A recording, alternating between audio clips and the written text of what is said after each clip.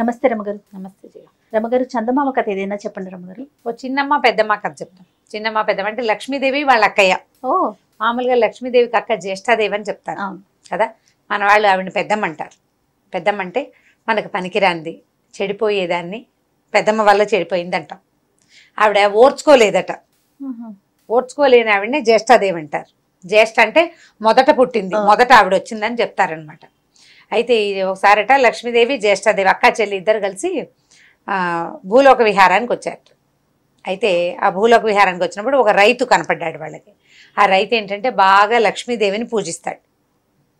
వాడి పంట చక్కగా మొక్కలు బాగా ఇంతంత ఎత్తు వచ్చి పైరు బాగుందిట. బాగుంటే ఆకుపచ్చగా ఉన్న పైరుని చూసి అక్క చెల్లి అక్కడ నుంచున్నారు. లక్ష్మీదేవి చెప్పింటే అక్కయ్య అక్కయ్య ఏగో ఈ రైతు చాలా బుద్ధిమంతుడు, వీడు మంచి భక్తుడు, వీడి పంట చూడు ఎంత బాగా పండుతుందో రేపొద్దున అంది. అనేసరికల్ జ్యేష్ఠది కొళ్ళు మండించి అలా పరకాయించి చూసి ఆగాడుదు గుడ్డు ఏం పండుతుంది, ఇంకేం పెద్ద పండేది ఏమిటి, ఒక వారంలో కొయ్యాల్సిన పంట అది. రేపొద్దున పెద్ద వాన వచ్చి వీడి పంట అంతా మునిగిపోదు, రేపు మధ్యాహ్నానికి బాగా అవుతుంది వాడికి అందుటి. అనేసరికల్ లక్ష్మీదేవి ఏం చేసిందట, మధ్యాహ్నం సాయంకాలం వాళ్ళ అక్కయ్యని పంపాక ఒక చిన్న ముత్తైదు వేషం, ఒక చిన్న మామూలు మనిషి వేషం వేసుకొచ్చి, నాయన నేను నీకు ఎందుకు చెప్తున్నానో అర్థం చేసుకో, ఈ పంటని రేపు పొద్దున్నే వ్యాపారస్తుడికి గుత్తకిచ్చేసి ఆయన వచ్చి తీసుకుంటాడు అని చెప్పింది. జట్టీకి ఇవ్వటం అంటారు దాన్ని. జట్టీకి ఇవ్వడం అంటే ఏంటంటే ఆ పంట ఇంకా రైతు కోసుకోవడం అనమాట. మొత్తం పంట వ్యాపారస్తుడే వచ్చి కోసుకుని అతను ఎంత వస్తే అంత పంట మీద ఉండగా చూసి ఇంత అని బేరం ఆడుకుంటారు. సరే ఇతను ఏం చేశాడు, ఈవిడ చెప్పింది పెద్ద ముత్తైదు పొద్దున్నే వచ్చింది లక్ష్మీదేవల్లే కనపడుతోందని ఆవిడ చెప్పిన ప్రకారంగానే వ్యాపారస్తుడి దగ్గరికి వెళ్ళాడు. బాబు అంతకుముందు వ్యాపారస్తుడి దగ్గర కొంత అప్పు తీసుకుని ఉన్నాడు, పంట జట్టీకి ఇచ్చేస్తానండి అని చెప్పి ఒప్పుకున్నాడు. కాగితం రాసి ఇచ్చేసాడు. మధ్యాహ్నానికి బ్రహ్మాండంగా వానబడి మొత్తం పొలాలన్నీ మునిగిపోయింది. చీకటి పడేసరికల్లా మళ్ళీ అక్క చెల్లి ఇద్దరు వ్యాహ్యాలకు వచ్చారు. ఆవిడంది పక్కపక్క నవ్వి, పెద్దక్కయ్య ఏమిటో బాగా పండుతుందన్నావే, చూడు రైతు బాగా నష్టం వచ్చింది, వీడికి పొగరు బాగా పంటను చూసుకుని పొగరెక్కున్నాడు, పోయింది చూసామా మంచిగా అయిందండి. అనేసరికల్లా లక్ష్మీదేవి వాడికి ఏం మంచి అయింది అక్కయ్య, వాడికి మంచి ఏం అవ్వలేదు, పొద్దున్నే వ్యాపారస్తుడికి జట్టికి ఇచ్చేశాడు, నష్టం ఏదన్నా ఉంటే వాడి వ్యాపారిదే, రైతుకేం నష్టం లేదు, వాడి డబ్బులు వాడికి వస్తాయని. అనేసరికల్లా ఓరిని అలాగా అయితే ఉండు, వీడి సంగతి చెప్తానని వీడు మొత్తం మొక్కలన్నీ అవుతాయి, వీడికి నిజంగానే నష్టం వస్తుంది, మొత్తం అంతా వ్యాపారికి వెళ్ళేలాగా చేస్తానని మొక్కలన్నీ నిలబెట్టేసింది. సాయంత్రానికి పెద్దమ్మగారు మొక్కలన్నీ నిలబడ్డాయి. సరే ఇది ఈవిడేం చేసింది, లక్ష్మీదేవి మళ్ళీ రైతు దగ్గరికి వెళ్ళి, బాబు ఓ పని చెయ్యి, తడిసిపోయినాయి కదా పొలాలు, అందుకని వ్యాపారస్తుడి దగ్గరికి వెళ్ళి జట్టీకి వద్దులేండి బాబు, మీ బాకీ మీరు కట్టేసుకుని తచ్చిమా డబ్బులు ఇచ్చేసేయండి అని మాట్లాడేసుకో, మీరు ఎందుకు నష్టపోవాలని చెప్పంటే రైతు ఏం చేశాడు, మళ్ళీ వ్యాపారస్తుడి దగ్గరికి వెళ్ళాడు. బాబు నిన్న పొద్దున మాట్లాడుకున్నావు, సాయంకాలానికి వానొచ్చింది, నువ్వెందుకు నష్టపోవాలి, అందరు రైతులతో పాటు నేను నష్టపోతాను, నీకు బాకీ ఎంత రావాలో అంత మాత్రం కట్టుకుని తత్తిమాది వదిలిపెట్టేసేయి, ఆ నష్టం ఏదో నేనే పడతాను నాయన అని కాగితం చింపించేసాడు. చింపేసరికల్లా మూడో రోజు మళ్ళీ అక్క చెల్లి వచ్చారు. ఈ పంట పొలం అంతా నిలబెట్టేసింది పెద్దమ్మ, నీళ్ళన్నీ బయటికి వెళ్ళిపోయినాయి, ఈ వాలిపోయిన మొక్కలన్నీ జయమని నుంచునేసరికల్లా ఈవిడ లక్ష్మీదేవి అంది, అక్కయ్య ఏదో అన్నావే చూడేమిటో పంట పొలం నుంచుందనేసరికల్లా అయితే వీడికి నష్టం వస్తుంది, ఎవరికి నష్టం రావాలి, రైతుకు నష్టం రావాలి పెద్దమ్మ గారి ఉద్దేశం. అయితే రైతుకు నష్టం రాదక్కయ్య, వ్యాపారస్తుడి దగ్గర నుంచి మళ్ళీ వెనక్కి తీసేసుకున్నాడు అనేసరికల్లా వాడికి అంతా పొగరా, నేను పోగొట్టిన దాన్ని తెచ్చుకుంటాడా, వాడి సంగతి నేను చెప్తానుండు అని చెప్పి కుప్పకి 2 బస్తాల మించి రాదు వీడికి, కుప్పలు నూరుస్తారు, కుప్ప నూరితే ఏక కుప్ప వేస్తారు, అంటే పెద్దదంటే వాడి చేతులు పట్టేంత కుప్పేస్తారు, ఒక 5-6 కుప్పలు వేసుకుంటారు, కుప్పకి 2 బస్తాల మించి రావండి, అంతకంటే గింజలు రాలితే నన్ను అడుగు, నా పేరు మారు పేరు పెట్టుకో అని పెద్దమ్మగారు గట్టిగా చెప్పింది. ఈ లక్ష్మీదేవి మళ్ళీ మారువేషంతో వెళ్ళి, అబ్బాయి ఎందుకు ఏమిటి అని అడక్కు, చిన్న చిన్న చిన్న చిన్న కుప్పలే దేనికి దానికి సెపరేట్గా నూర్చుకో, ఎన్ని ఎక్కువ కుప్పలైతే నీకు అంత ధాన్యం వస్తుందని చెప్పింది. ఏముంది పని, పెద్ద కుప్ప వేసే బదులు చిన్న కుప్ప వేయటం, ఈవిడెవరో పెద్ద మనిషి చెప్పిందని సరేనన్నాడు. సరే మొత్తం సెపరేట్ కుప్పలు వేసి చేసేసరికల్లా అందరికీ 400 వస్తే వీడికి 600 బస్తాలు వచ్చినాయి. అక్కడి నుంచి ఇవి వాళ్ళ ఇంట్లో ఉన్న ధాన్యపు కొట్లు చాలగా 2 కొత్త కొట్లు కట్టించుకున్నట్ట. ఇంకా కొన్నాళ్ళకి మళ్ళీ అక్క చెల్లి వచ్చారు. పంట పొలం అంతా కోసేసింది. అక్క చెల్లి ఏమనుకున్నారు, ఈ పెద్దమ్మ గారు అంది, రైతుకు బాగా శాస్తి అయి ఉంటుంది, వాడికి ఎన్నో బస్తాలు రాలేదు, ఈసారైనా ఒళ్ళు పొగరు తగ్గించుకుంటాడు వాడని. అనేసరిగా లక్ష్మీదేవి అంది, అదేమిటి బోల్డంత ధాన్యం వస్తే నువ్వు కొత్త కొట్లు కూడా కట్టించుకున్నాడు అక్కయ్య. చిన్న చిన్న వేసాడు కుప్పకు 2 చొప్పున, అందరికి 400 వస్తే వీడికి 600 బస్తాలు వచ్చినాయి, కొత్త కొట్లు కొట్టించుకున్నాడు, కట్టించేశాడండి అనేసరికల్లా పళ్ళు కొరికేసింది ఆవిడకి ఏమర్థమైందంటే, నేను వాడికి శాస్తి చేయాలని ఏదో వాడిని ఏడిపిస్తుంటే చెల్లెలే అడ్డం పడుతోందని అర్థమైంది. తెలిసింది ఆవిడకి, తెలిసిపోయి వీడికి తగిన శాస్తి చేస్తాను నేను రేపొద్దున అనేసరికి ఏం చేస్తావక్కయ్యా అని అడిగింది.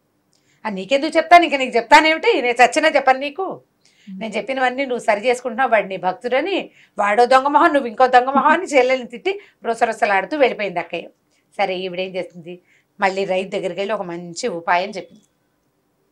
ఉపాయం చెప్తే మర్నాడు అక్క చెల్లి వెళ్ళారు రైతుకు శాస్త్ర చేయటానికి. ఆవిడ వెళ్తుంది, చెల్లెల్ని వెంబడి పెట్టుకెళ్తుంది. ఇద్దరు వెళ్ళేసరికి ఏముంది, రైతు ఇంట్లో ఏదో సన్నాహం జరుగుతుంది, బయటంతా బస్తాలుగా ధాన్యం ఉంది, మామిడాకులు తోరణాలు కట్టారు, గొడ్లు కనపడుతున్నాయి, ఏవో ఆవులు ఇవి కనిపిస్తున్నాయి, సన్నాయి మేళం వినపడుతోంది. సరే ఏదో పూజ చేస్తున్నాడు అని చెప్పి సరే ఏం చేశారు, అక్క చెల్లి ఇద్దరు లోపలికి వెళ్ళారు మామూలు వేషాలతోటి. ఏం పూజ చేస్తున్నావు నాయన అంటే, అమ్మ జ్యేష్ఠాదేవికి పూజ చేస్తున్నాను, ఇదంతా ఆవిడ మహత్యమే, మామూలుగా 2 కోట్లు ఉండేవి నాకు, ఇప్పుడు 4 కోట్లు కట్టించుకున్నాను, పెద్దమ్మ తల్లి దయ వల్ల పంటలు బాగా పండినాయమ్మా, జ్యేష్ఠాదేవి కోసం పూజ చేస్తున్నాను అన్నాడు. అనేసరికి ఆవిడకి చాలా సంతోషం వేసేసింది, నా కోసమే పూజ చేస్తున్నాడు వీడని. వీడు చల్లగా వరదిల్లాలని దీవించి అక్క చెల్లి చేరుకో తాంబూలం పుచ్చుకొని బయటకు వచ్చారు. బయటకు వచ్చి వీడు పిచ్చివాడు అనుకున్నాను, వీడు మంచివాడు కాదనుకున్నానే, వీడు పొగరనుకున్నా, కాదు వీడికి నన్ను గుర్తుపట్టాడు, వీడు నా ప్రతిభ వల్లే వీడికి డబ్బులన్నీ వచ్చినాయని వీడికి తెలిసిపోయింది అని ఆవిడ నవ్వుతూ సంతోషంగా వెళ్ళిపోయింది అమాయక పెద్దమ్మ. అసలు సంగతి ఏమిటి, లక్ష్మీదేవి ఏం చెప్పిందంటే, నా పూజ చేయదురా నాయన, మా అక్కయ్యకి చెయ్యి, ఎవరు అడిగినా నా పూజ నాదే చెయ్యి, పేరు మా అక్కయ్యది చెప్పు, లక్ష్మీ పూజ చేస్తూ వాళ్ళ అక్కయ్యకి పూజ చేస్తున్నానని చెప్పాడు అనమాట. దాంతో ఆవిడ ఇంటికి వెళ్ళిపోయింది. రైతు హాయిగా ఉన్నాడు. అప్పటి నుంచి అతనికి ఎప్పుడూ ఎలాంటి ఇబ్బందులు రాలేదు. అతను అక్క చెల్లి ఇద్దరికి తాంబూలాలు పెట్టేవాడు, అక్క పేరుతో కూడా ఒక తాంబూలం పెట్టేవాడు. ఇప్పుడు మన వాళ్ళు చెప్తారు, లక్ష్మీదేవి ఎక్కడుంటే జ్యేష్ఠ కూడా అక్కడే ఉంటుంది. మనం లక్ష్మిని అవమానించేటట్టుగా మనల్ని ప్రేరేపిస్తుంది జ్యేష్ఠ, ఆవిడ ప్రేరేపిస్తుంది మనని. అవమానకరంగా మనం పదే ప్రవర్తించగానే లక్ష్మీదేవి కోపం వచ్చి వెళ్ళిపోతుంది. జ్యేష్ఠాదేవి మన ఇంట్లో కొలువై కూర్చుంటుంది. పెద్దవాళ్ళు ఇదివరకు చెప్పేవాళ్ళు గుర్తుందా, వాకిలి చీకటి పడ్డాక ఇల్లు చిమ్మకూడదు, పొద్దున్నే వాకిట్లో ముగ్గు ఉండాలి, ఆవిడకి పొద్దున్నే ముగ్గులేని వాకిళ్ళు, చీకటి దీపాలు పెట్టాక ఊడ్చే ఇళ్ళు అంటే ఇష్టం. అంటే అపరిశుభ్రత ఎక్కడ అంటే దుష్ప్రవర్తన ఉన్న చోట జ్యేష్ఠాదేవి ఆవిడకి ఇష్టం. నిజానికి అక్క చెల్లి ఒక పక్కనే ఉంటారు. మనం ఆవిడని తరివేస్తే ఈవిడ కొలువై ఉంటుంది, లేకపోతే ఆవిడ అణిగిమణిగి ఉంటుంది చెల్లెల దగ్గర, అవకాశం కోసం చూస్తూ ఉంటుంది. అందుకని మన దగ్గర ఉన్న లక్ష్మిని ఎప్పుడు గౌరవించాలి. కాళ్ళ కింద పుస్తకాలు తొక్కకూడదు, డబ్బులు కింద పడితే కళ్ళకద్దుకుని తీసుకోవాలి, డబ్బులతోటి నిర్లక్ష్యంగా ప్రవర్తించకూడదు, నాకుంది కదా అని విసిరి పారేయకూడదు, అపాత్ర దానాలు చేయకూడదు. చేసేందుకు మనని ప్రేరేపిస్తూ ఉంటుంది జ్యేష్ఠాదేవి. ఆవిడ ప్రేరేపిస్తుంది మనని. డబ్బు మదం తలకి ఎక్కిపోయింది అని చెప్తుంటారా మన వాళ్ళు, అలా అంటారు, ఒక నానుడిగా చెప్తారు, డబ్బు తలకెక్కింది వీడికి అని. డబ్బు తలకెక్కడం అంటే డబ్బు కాదు ఎక్కేది ఈవిడే, జ్యేష్ఠాదేవి. వీడికి నీకు చాలా డబ్బు ఉంది, నువ్వు చాలా గొప్పవాడేవన్న మన తత్వాన్ని మనలో పెంపొందిస్తుంది. మనం దాన్ని జయించుకుంటూ ఉండాలి. నాకేమిటి అని అనుకున్న ప్రతి వాళ్ళు కిందయి కనపడతారు మనకి కొన్నాళ్ళకి. ఆ నాకేమిటన్న రాకూడదు. ఆ వచ్చిన లక్ష్మిని ఎప్పుడు గౌరవిస్తూ ఉండాలి. చేయి జారితే పోతుందేమో అని ఒళ్ళు దగ్గర పెట్టుకుని లక్ష్మిని కాపాడుకోవాలి. డబ్బుని కాపాడితేనే మళ్ళీ వస్తుంది. కాపాడింది ఇప్పుడు మామూలు శాస్త్రం 100 రూపాయలు నువ్వు ఖర్చు పెడితే పోతుంది, మదుపు పెడితే వస్తుంది కదా. ఖర్చు పెట్టడం అంటే ఏముంది, పోగొట్టుకోవటం. సినిమాకి వెళ్ళాం, ఓ 1000 రూపాయలు ఖర్చు అయింది, పోయింది. నువ్వు ఆ 1000 రూపాయలు బ్యాంకులో వెయ్యి, వస్తుంది. నువ్వు సినిమాకి వెళ్ళడం కాకుండా ఎవరెవరినో సినిమాలకు కూడా నువ్వే తీసుకెళ్ళావనుకో, పదే అదంతా ఖర్చే. అది నీకు వెనక్కి వచ్చే మార్గం ఏది? వెనక్కి వచ్చే మార్గాలు చూసుకునే ఖర్చు పెట్టుకోవాలి. లక్ష్మిని కాపాడుకునేందుకు ప్రయత్నం చేయాలి. చిన్న చందమామ కథ కదా, సరదా కథ. ఆవిడ ఎందుకు వస్తుంది ఏమిటి అంటే, ఊరికే పల్లెటూరు కథలు చెప్పుకుంటారు కదా, ఆ కథల్లో భాగంగానే ఇదొక కథ. అక్క చెల్లి ఇద్దరు. అక్కకి ఎవరైనా బాగుపడితే ఇష్టం ఉండదు, ఆవిడకి నచ్చదు. పచ్చగా చేలు అవి ఉంటే అది పాడు చేయించేందుకు చూస్తుంది. దాన్ని మనం కాపాడుకోవాలి. ఒళ్ళు దగ్గర పెట్టుకుని ప్రవర్తించి లక్ష్మిని కాపాడుకోమని చెప్పడానికే చెప్తారు. మనం కింద రూపాయి పడితే కళ్ళకద్దుకుంటాం అంతే. ఉంటాయి. కథ కంచికి మనం ఇంటికి.